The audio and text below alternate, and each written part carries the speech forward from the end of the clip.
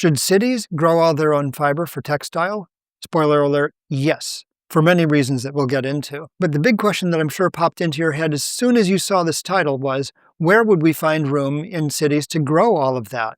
Not to worry, as a permaculture urbanist, I've got you covered. In today's episode, I'll walk you through the big picture of what it would really take to fit fiber growth and textile production fully within the fabric of a sustainable city. Welcome to Edenicity, best practices for sustainably abundant cities. Let's get one thing out of the way right away. Why would we even want to grow all our fiber in cities? Well, two reasons. First, for the same reason that they should grow all of their food and produce all of their energy on site. We desperately need to shrink our land use. Now, if you're new to the channel, let me quickly break this down. Life is layered. Unfortunately, fiber, food, and fuel crops are not layered, and so they end up replacing 98% of the living biomass of the lands that were cleared to make room for them. We use half the land on Earth, mainly for agriculture, including fiber crops. And so we've wiped out half the life on Earth, and global biomass inventories have confirmed this. So the next question you might wonder is, well, how does moving production into cities help us? In two ways. First, we use permaculture, which takes its cues from ecology to create layered food and fiber systems that mimic the layers of natural ecosystems. This by itself makes agriculture much more compact. But still, cities are pretty crowded places, so the magic really begins when we add urbanism, which is all about making cities more livable by increasing public amenities such as public transit and making things like housing far more efficient by focusing more on mixed-use apartments and townhouses. These two changes, shifting from cars to public transit and having denser, more walkable neighborhoods, can free more than 90% of the land for other uses, such as permaculture. Edenicity, then, is permaculture urbanism. The second reason we want to grow fiber and process our textiles in cities is so that there's greater scrutiny on the textile industry. There have been very few industries as wasteful as textiles, as we will soon see. The textile industry is the second most polluting industry worldwide behind transportation. It is also one of the most notorious industries for abusive labor practices. So for all of these reasons, bringing this industry entirely into a higher density setting allows it to be subjected to much greater scrutiny and regulation, and it sorely needs it. This is sort of like preventing crime in public parks by making sure that you build the parks in places where there's lots of eyes on the street, as the urban theorist Jane Jacobs once suggested. Now, apparel accounts for about 60% of textiles, so for the remainder of this episode, I'm going to focus mostly on apparel. So how do we go about Edenizing textiles? There's 4 steps. First, we need to replace synthetic with natural fiber. Now, this is a big task because right now synthetics make up about 67-68% of the total fibers in use. Why would we go to the trouble of replacing these with natural fibers? First, to dramatically reduce pollution. Synthetic fibers are polluting in their production and especially in their disposal because they don't easily break down in the environment. So every time we dump, burn, or even just wash garments, we're releasing little microscopic particles of plastic into the atmosphere. And if we do any of these things within 50 kilometers or so of the shore, it goes straight into the sea. Now, replacing synthetics with natural fibers also unlocks circularity. And this is the key to dramatically reducing the amount of new fibers that need to be produced every year. Natural fibers tend to go with more timeless, durable styles, meaning less buying and less consumption. They also give us far more recycling and reuse options, and they degrade gracefully and relatively quickly in the natural environment. But if we're going to replace synthetics with natural fibers, we're going to face one really big drawback. Their synthetic fibers include polyester, that's the bulk of it, nylon, and elastane. That's about 5% of all fibers manufactured. And elastane, as you can imagine, is very flexible. By contrast, natural textiles in general are much less stretchy, so we still need to make a big technological leap if we're going to have elastic, biodegradable, natural fibers. How would we do this? Probably through advances in chemical processing, and maybe some advances in mechanical processing as well. Woven fabrics that have been manufactured for thousands of years are very common, but without elastic fibers, they tend to not be very stretchy, and when you do stretch them, they don't recover their shape easily. Knitted textiles are stretchy because all these loops give the fibers a lot more room to move around. But even so, knit garments with natural fibers are much more limited in their ability to recover their shape than synthetics. So this is an area that's going to require lots of development. I know. I talked about Edenicity being non-utopian a couple episodes ago, but this is one instance where we need basically a Manhattan Project to develop biodegradable, elastic natural fibers. This would be a huge jump forward for civilization. Okay, step 2 in Edenizing textiles is to find higher yielding, less polluting fibers than the mix that we have right now. Right now, cotton is about 20% of all fibers, and it's by far the most common natural fiber. The problem is that it takes a lot of water, it uses a lot of nutrients, it takes a lot of space. It's just not that great for the environment. Cotton and tobacco's ability to exhaust the soil was well known and little heeded in the time of Thomas Jefferson and George Washington. So most of the plant fibers, hemp, cotton, jute, and so forth, vary wildly in their yield from one climate to the next. Cotton, for example, can give you almost double the yields in Asia as it does in the United States, even though the United States is a big producer of cotton. So I took an average of a number of fibers and said, okay, we're going to go to a 55% natural fiber mix and then 44% man-made cellulosic fibers. These are still biodegradable, but they are synthetically produced by taking wood or bamboo chips and chemically and mechanically processing them until you have a fibrous pulp that you can use to make a fabric. Now, for a time, I was really excited about lyocell or bamboo viscose. It's a lovely, smooth fabric. It's great for sheets, it's great for underwear. I have a couple of towels that are made out of it, and they're just luxurious. But the jury's out as far as processing. There are manufacturers who claim that they can make it in a closed cycle process where the water and the chemicals are recycled, which would be great. But there are many people who dispute that, and there are certainly manufacturers who, operating very far from the markets they serve, might be tempted to bend the rules. The big advantage of man-made cellulosic fibers is that in the case of bamboo viscose, the yields can be really high. I've seen figures published as high as 60,000 kilograms per hectare per year, which is mind-boggling. So I went with kind of a middling figure of 10,000. These are not pulled from academic sources or government research studies. These are tertiary sources at best. I'm just pulling from a lot of different ones and making my best guess. And by the way, I had actually put off making this episode for like 2 years because I knew it would be so complicated. To do this right, honestly, we're talking about several doctoral dissertations worth of research, but I think we can at least get into the right ballpark with some crude estimates as I'm doing here. Animal fibers, this would be mainly wool, mohair, sometimes combed rabbit fur, currently makes up about 1% of the total textile market. And for Edenicity purposes, I made the very conservative assumption that they would continue to make up 1%. Probably it would be more than 1% for reasons we'll get to in a moment. Step 3 is to improve circularity, which is exactly what it sounds like. This is improving the amount of times that a resource is reused. Now here's the shocker. 30% of clothes are never sold.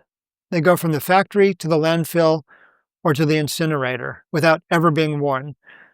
This is because a lot of the textiles industry operates on speculation, so they develop large batches of a collection, and also because people order online and are really quick to return clothes, and in many cases these are not resold, they're just simply discarded. Now there are companies such as Unfolded in the UK that have come up with an alternative business model where they work with their customers to come up with a clothing line and then produce them on demand. Through methods like these, I would hope that we could reduce discards to conservatively 10% or less. It's also the case that with the rise of fast fashion, clothes have become a lot less circular in our day-to-day activities. For example, clothes worn in 2023 were worn 35% fewer times than clothes worn in 2008.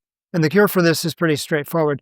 Clothing with durable, timeless styles, again, high-quality natural fibers rather than synthetics, could about double the amount of wears. Finally, the textile industry's recycling record is terrible. 99% of cotton and 94% of wool are not reused at all. They're just burned or dumped when people are done wearing them. In Edenicity, I would aim for about a 50% circularity post-consumer. This would be reuse, where they go to a thrift store, upcycle, where clothing is rebuilt into something else, recycled, where it's broken down into its component fibers and then respun into new yarns and fabrics and eventually new clothes, or downcycled, where the fibers are coarsely ground up for use in insulation or filters. Then finally, at the end of all of these cycles, we should aim for 100% composting and return the nutrients to the environment, which should be easy if we have 100% natural biodegradable fibers. Now, in order to make this happen, do not look to the private sector. It's had decades to try to figure this out, and it just hasn't. Market rules need to be in place in the form of regulations from government to make this happen.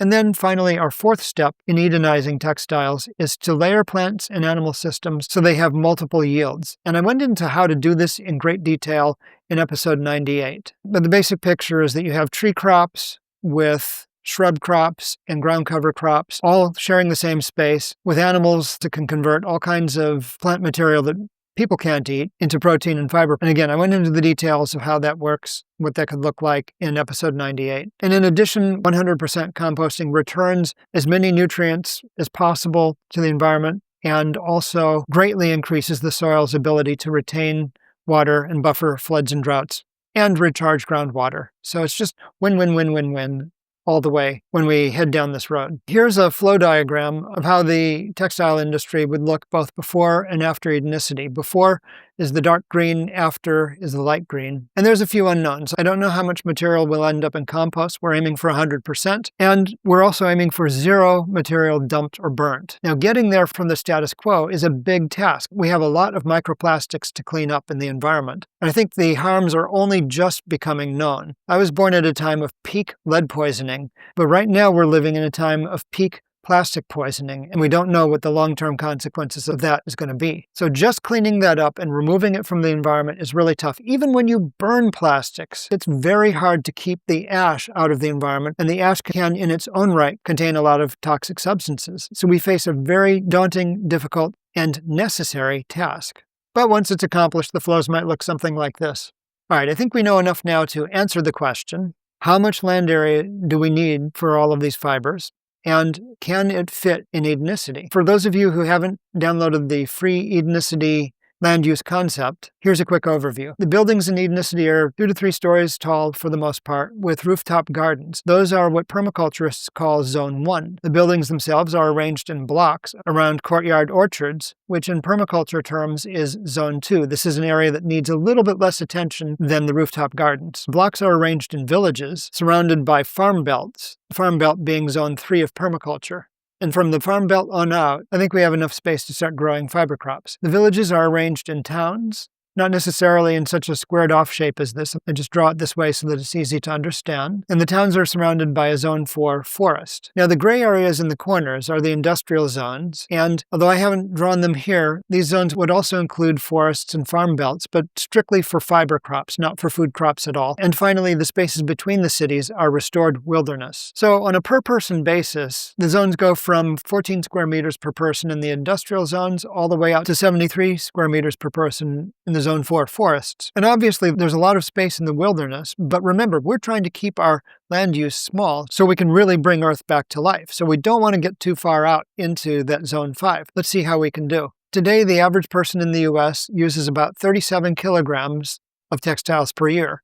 That means they're basically throwing out just over 80 pounds of clothing per year. And to produce even just the natural fibers in that, and remember, we're only talking about 30 to 40% of those fibers being natural, we still need 400 square meters per person to grow them using the mix that we have today. So assuming that we can devote about half of zones 3 and 4 to fiber crops, I ran the numbers and found that we would need a growing area around the whole city that is 1.9 times bigger than the city. So the total increase in area, including the city, is 2.9 times bigger. And I've illustrated that in the far left. Now, worldwide, people consume about 15 pounds of textiles per person. This works out to 170 square meters to grow it, again using the same mix of synthetics and natural fibers that we're using today. And once again, filling up zones 3 and 4, and I forgot to mention the industrial zone with fiber crops just for people, the city would have to be 50% bigger. So that's tolerable. I think we could manage that and really return a lot of the landscape to wilderness.